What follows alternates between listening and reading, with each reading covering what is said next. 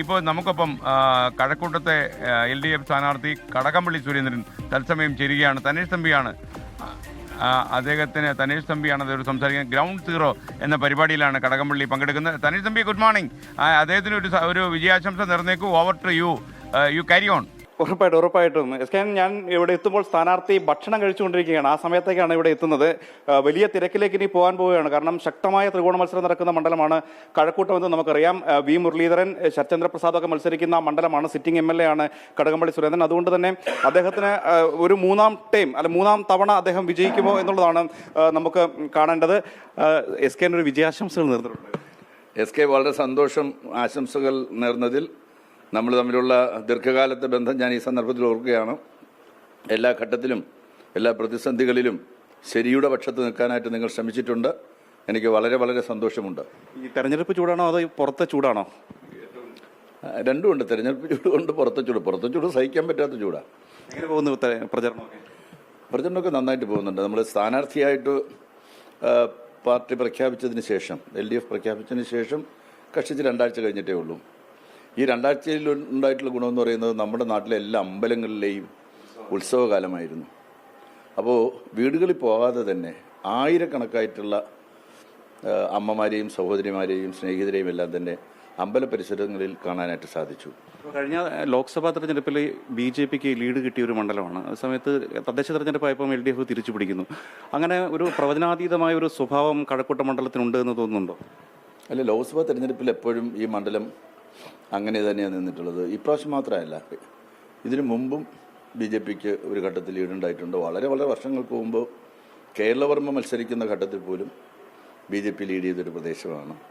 അത് അന്നത്തെ ഒരു പ്രത്യേക രാഷ്ട്രീയ സാഹചര്യമാണ്.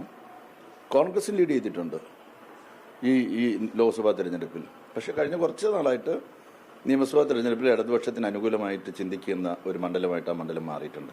ഈ മണ്ഡലത്തിൽ പ്രത്യേകിച്ച് മുൻ ദേവസ്വം ബോർഡ് മന്ത്രി എന്നുള്ള നിലയ്ക്ക് കൂടി സ്വർണ്ണക്കുള്ള ഒരു വലിയ വിവാദമാക്കി ഉയർത്തിക്കൊണ്ടുവരാനാണ് BJPയും കോൺഗ്രസും ഒക്കെ ശ്രമിക്കുന്നത്. അല്ല, അവർക്കത് മാത്രമേ പറയാനുള്ളൂ. അവർക്ക് നാട്ടിലെ മറ്റ് ജനങ്ങളെ ബാധിക്കുന്ന ഒരു പ്രശ്നവും പറയാനില്ല. സ്വർണ്ണക്കൊള്ള പറഞ്ഞ് ആ കള്ളം പ്രചരിപ്പിച്ച് 10 വോട്ട് തട്ടാൻ പറ്റുമെന്നാണ് നോക്കുന്നത്.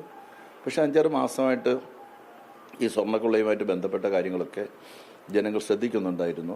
മാധ്യമങ്ങളും BJPയും കോൺഗ്രസും ഒരുപാട് മുറവിൽ കിട്ടിയ ഒരു കാര്യമാണ്. ജനങ്ങൾക്കിപ്പോൾ നല്ല ബോധ്യമുണ്ട്. ഇത് അന്വേഷിക്കുന്നത് വളരെ നിഷ്പക്ഷമായ തരത്തിൽ സത്യസന്ധമായിട്ടുള്ള അന്വേഷണമാണ് നടക്കുന്നത്. അതാകട്ടെ നമുക്ക് വിശ്വസിക്കാൻ കഴിയുന്ന കേരളത്തിൻ്റെ പരമോന്നതമായിട്ടുള്ള നീതിപീഠത്തിൻ്റെ നേതൃത്വത്തിലാണ് നടക്കുന്നത്. ഹൈക്കോടതിയുടെ നിരീക്ഷണത്തിൽ ഹൈക്കോടതിയാണ് SIT നിയമിച്ചത്.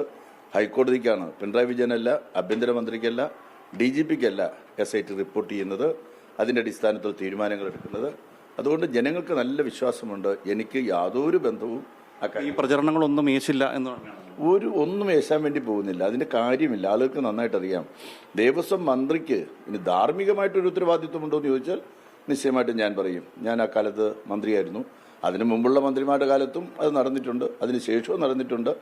അപ്പോൾ ധാർമ്മികത എന്ന് പറയുന്ന ഒരു പ്രശ്നം നമ്മൾ ഉയർത്തുകയാണെങ്കിൽ ആ പ്രശ്നത്തിൽ ശരി. ഈ കാര്യത്തിൽ UDFനെ പ്രതിരോധിക്കാനുള്ള ഒരു വലിയ ആയുധമായിരുന്നു ഈ കൊടിമര പുനഃപ്രതിഷ്ഠയുമായി ബന്ധപ്പെട്ട സംഭവം. അത് പക്ഷേ ഇന്നലെ SIT തന്നെ ഹൈക്കോടതിയിൽ ഈ കാര്യത്തിൽ വ്യത്യസ്തമായിട്ട് അഭിപ്രായം പറഞ്ഞു. ഞാൻ യഥാർത്ഥത്തിൽ ഇന്നലത്തെ ഹൈക്കോടതിയുടെ അഭിപ്രായം എന്താണെന്ന് മനസ്സിലാക്കാനായിട്ട് എനിക്ക് സാധിച്ചിട്ടില്ല. യഥാർത്ഥത്തിൽ കോൺഗ്രസ്സിന് ഒരിക്കലും ഇത് പറയാനുള്ള ഒരു അവകാശമില്ല. കാരണം അവർക്ക് ആകെ പറയാൻ കഴിയുന്നത് ഒരു ഫോട്ടോഗ്രാഫിൻ്റെ കാര്യമാണ്. ഞാൻ 100,000 ആളുകളുമായിട്ട് ചേർന്ന് ഫോട്ടോ എടുക്കാറുണ്ട്. ആകെ ഫോട്ടോ എടുക്കലാണ് പ്രധാനപ്പെട്ട ഒരു കാര്യം എന്ന് പറയുന്നത്. ആളുകൾക്ക് ഒന്ന് സ്നേഹം പ്രകടിപ്പിക്കാനായിട്ട് നമുക്കൊരു സെൽഫി എടുക്കാമോ, നമുക്കൊരു ഫോട്ടോ എടുക്കാമോ എന്ന് ചോദിച്ചാൽ ഞാനൊരിക്കലും ഇല്ലെന്ന് പറയാറില്ല. എനിക്ക് എടുക്കാനൊന്നും പറ്റില്ലെന്ന് പറഞ്ഞ് അങ്ങനെ മാറി നിൽക്കാറില്ല. അങ്ങനെയാണെങ്കിൽ സോണിയാഗാന്ധിയും അതുപോലെ തന്നെ ഉന്നത കോൺഗ്രസ് നേതാക്കന്മാരും പാർലമെൻറ്റ് അംഗങ്ങളും ഒക്കെ നിൽക്കുന്ന ഫോട്ടോ വന്നിട്ടുണ്ട്. BJPയുടെ കേന്ദ്ര നേതാക്കന്മാരുടെ, BJPയുടെ വിവിധ സംസ്ഥാനങ്ങളിലെ മന്ത്രിമാരോടൊപ്പമുള്ള ഫോട്ടോ വന്നിട്ടുണ്ട്. ഒരു ഫോട്ടോ വെച്ചുകൊണ്ടൊക്കെ ഒരാളെ ടാർണിഷ് ചെയ്യാൻ വേണ്ടി ശ്രമിക്കുക എന്ന് പറയുന്നത് അല്പത്തരമാണ്. വേറൊന്നും പറയാനില്ലാത്തത് കൊണ്ടാണ്. ആ അല്പത്തരത്തിൽ നിന്ന് BJPയും കോൺഗ്രസും യഥാർത്ഥത്തിൽ പിന്മാറണം. സത്യസന്ധമായിട്ട് നമ്മുടെ നാടിൻ്റെ പ്രശ്നങ്ങൾ ചർച്ച ചെയ്യും, വികസനത്തിൻ്റെ കാര്യങ്ങൾ ചർച്ച ചെയ്യും. മൂന്നാം തവണയും കഴക്കൂട്ടത്ത് വിജയിക്കാൻ കഴിയുമെന്ന് തന്നെയാണ് എനിക്ക് യാതൊരു സംശയവുമില്ല. നല്ല ഭൂരിപക്ഷത്തിൽ ജയിക്കുമെന്ന് തന്നെയാണ് എൻ്റെ വിശ്വാസം.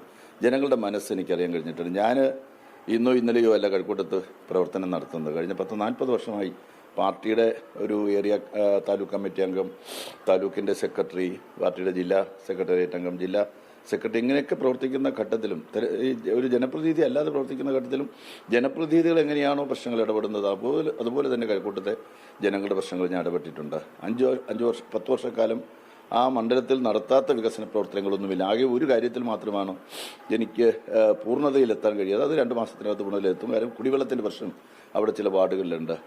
അത് എൻ്റെ കുറ്റമല്ല, നേരത്തെ ഉള്ള ഗവൺമെൻറ്റുകൾ കൈകാര്യം ചെയ്യേണ്ട പ്രശ്നമല്ല. ഞാൻ വന്നപ്പോൾ 2016 വന്നപ്പോഴത്തേക്ക് കുടിവെള്ള പ്രശ്നം പരിഹരിക്കുന്നതിന് വേണ്ടിയിട്ടുള്ള സമാന്തര പൈപ്പ് ലൈന്, അതിന് വേണ്ടിയിട്ടുള്ള എല്ലാ പ്രവർത്തനങ്ങളും നടത്തി. 2-3 വർഷം നമുക്ക് പാഴായിപ്പോയി, കോവിഡും അതുപോലെ തന്നെ കോൺട്രാക്ടറുടെ പ്രശ്നങ്ങളും കൊണ്ട്. പക്ഷേ ഇപ്പോൾ 2 മാസത്തിനകത്ത് ആ പ്രശ്നത്തിന് പരിഹാരം കാണാൻ കഴിയും. കേന്ദ്രമന്ത്രിക്ക് നമ്മുടെ മണ്ഡലത്തിൽ ഒന്നും ചെയ്യാൻ കഴിഞ്ഞിട്ടില്ല എന്നുള്ള കാര്യം ജനങ്ങൾക്ക് നന്നായിട്ട് അറിയാം. 5 വർഷം കേന്ദ്രമന്ത്രിയായിരുന്നു. മിനിമം രാജ്യസഭാ അംഗം എന്നുള്ള നിലയിൽ 30 കോടി രൂപയെങ്കിലും പ്രാദേശിക വികസനത്തിന് വേണ്ടിയിട്ട് കേന്ദ്രമന്ത്രിക്ക് കിട്ടിയിട്ടുണ്ടാവും. ഏതെങ്കിലും ഒരു അമ്പലത്തിൻ്റെ മുന്നിൽ ഒരു അരക്കിലാമ്പ് വെക്കാൻ വേണ്ടിയിട്ട് അദ്ദേഹത്തിന് സാധിച്ചിട്ടില്ല. പക്ഷേ എനിക്ക് പറയാൻ പറ്റും, 64 കോടി രൂപ ഈ മണ്ഡലത്തിനകത്തുള്ള തീർത്ഥാടന കേന്ദ്രങ്ങൾ, അത് ജാതിമത വ്യത്യാസമില്ലാതെ തീർത്ഥാടന കേന്ദ്രങ്ങളുടെ അടിസ്ഥാന സൗകര്യത്തിന് വേണ്ടി ചെലവഴിക്കാൻ അതിലും എനിക്ക് സാധിച്ചിട്ടുണ്ട്. കഴക്കൂട്ടം മഹാദേവ ക്ഷേത്രം ചരിത്രപ്രസിദ്ധമായ ക്ഷേത്രമാണ്. അവിടെ 13 കോടി രൂപയുടെ വൻ പദ്ധതിയാണ്. മുഖ്യമന്ത്രിയുടെ ഇടത്താവളം പദ്ധതി അടക്കം 13 കോടിയുടെ വൻ പദ്ധതി നടപ്പിലാക്കിയത്. അങ്ങനെ എവിടെ തിരിഞ്ഞു നോക്കിയാലും അവിടെ എല്ലാം പൂത്ത മരങ്ങൾ മാത്രമെന്ന് പറയുന്നത് പോലെ ഈ മണ്ഡലത്തിൽ ഏത് ഭാഗത്ത് ചെന്നാലും കടകംപള്ളി സുരേന്ദ്രനും ഇടതുപക്ഷ മുന്നണിയും പിണറായി വിജയന്റെ നേതൃത്വത്തിലുള്ള ഗവൺമെന്റും നടത്തിയ വികസന പ്രവർത്തനങ്ങളുടെ കയ്യൊപ്പുകൾ ആളുകൾ കാണുന്നുണ്ട്, അനുഭവിക്കുന്നുണ്ട്, മനസ്സിലാക്കുന്നുണ്ട്. അത് മാത്രം മതി എനിക്ക് ജനങ്ങളുടെ പിന്തുണ കിട്ടും. എതിർ സ്ഥാനാർത്ഥികൾ ശക്തരാണ്, എങ്ങനെ വിലയിരുത്തുന്നവരെ? ഞാൻ അവരാരും മോശക്കാരാണെന്ന് പറയില്ല കേട്ടോ, അവരൊക്കെ നല്ല ശക്തർ തന്നെയാണ്. പക്ഷേ അവർ ചെയ്യേണ്ട കാര്യങ്ങൾ ചെയ്തിട്ടില്ല എന്നുള്ള അഭിപ്രായക്കാരനാണ് ഞാൻ. അതാണ് ഞാൻ പറഞ്ഞത്. ഒരു കേന്ദ്ര മന്ത്രിസ്ഥാനം ഉണ്ടായിരുന്നു. ഇവിടെ കഴക്കൂട്ടത്ത് നോട്ടമിട്ട് നടക്കുന്ന ഒരാളാണ്. കഴക്കൂട്ടത്ത് വന്ന ഒരു വാടക, കഴക്കൂട്ടത്തല്ല, കഴക്കൂട്ടം മണ്ഡലത്തിനകത്തൊരു സ്ഥലത്ത് താമസമുണ്ട്. ഇന്നല്ലെങ്കിൽ നാളെ വീണ്ടും മത്സരിക്കണമെന്നുള്ള താല്പര്യമുണ്ട്. അങ്ങനെ ഒരു താല്പര്യമെങ്കിലും ഉള്ള ഒരാളാണെന്നുണ്ടെങ്കിൽ തനിക്ക് എന്തെങ്കിലും ചെയ്യാനായിട്ട് സാധിക്കണ്ടേ? ഒരു കേന്ദ്രമന്ത്രിക്ക് ഒന്നും ചെയ്യാൻ സാധിക്കില്ലെന്ന് പറഞ്ഞാൽ അതെങ്ങനെയാണ് ശരിയാവുക? ഒന്നും ചെയ്തിട്ടില്ല. ഞാൻ പറഞ്ഞില്ലേ, നമ്മുടെ റാന്തൽ എന്ന് പറയും അരക്കിലാമ്പിന്. ഞങ്ങൾ നാട്ടുമ്പുറത്ത് അരക്കിലാമ്പെന്നാണ് പറയുക. ഒരു റാന്തൽ വാങ്ങിക്കൊടുക്കാൻ സാധിച്ചിട്ടില്ല അദ്ദേഹത്തിൻ്റെ പ്രവർത്തനത്തിൻ്റെ ഭാഗമായിട്ട്. അങ്ങനെ 5 വർഷക്കാലം ഈ മണ്ഡലത്തെ ഒട്ടും തന്നെ ശ്രദ്ധിക്കാതെ പോയൊരു കേന്ദ്രമന്ത്രിയാണ്. അങ്ങോട്ട് ഭക്ഷണം കഴിക്കൽ നടക്കട്ടെ. എല്ലാ വിജയാശംസകളും.